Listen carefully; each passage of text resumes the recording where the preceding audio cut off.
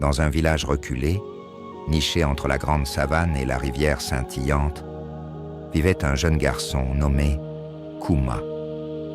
Il était orphelin et vivait modestement, mais son cœur était rempli de courage et de bonté. Un jour, alors qu'il cherchait du bois dans la forêt sacrée, il entendit un son étrange, un battement profond, comme un cœur gigantesque qui résonnait sous la terre. Il s'approcha doucement et découvrit un vieux tambour en bois d'ébène, orné de symboles mystérieux. Curieux, il posa ses mains sur la peau du tambour et, sans réfléchir, frappa un rythme doux. Soudain, un éclair de lumière dorée jaillit du tambour. Autour de lui, le vent se leva et une voix résonna dans l'air.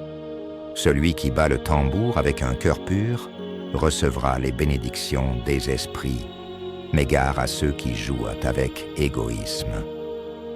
Kuma, impressionné, comprit qu'il venait de trouver un objet sacré.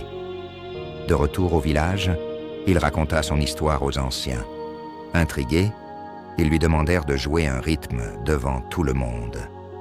À peine avait-il frappé 3 fois que des paniers remplis de nourriture apparurent soudainement.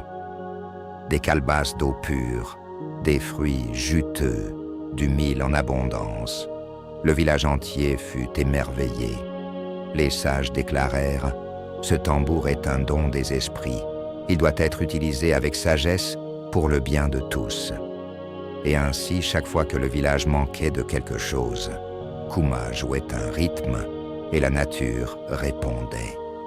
Mais tout le monde n'était pas ravi. Le chef du village, un homme cupide et orgueilleux nommé Djalon, voyait en ce tambour un moyen d'accroître son pouvoir. Il convoqua Kuma et lui ordonna « Joue le tambour pour moi seul.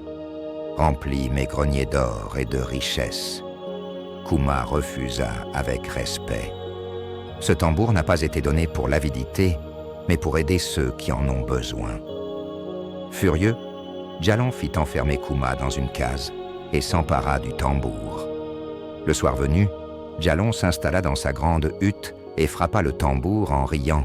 « Oh, tambour magique, apporte-moi des montagnes d'or, des bijoux et du pouvoir !»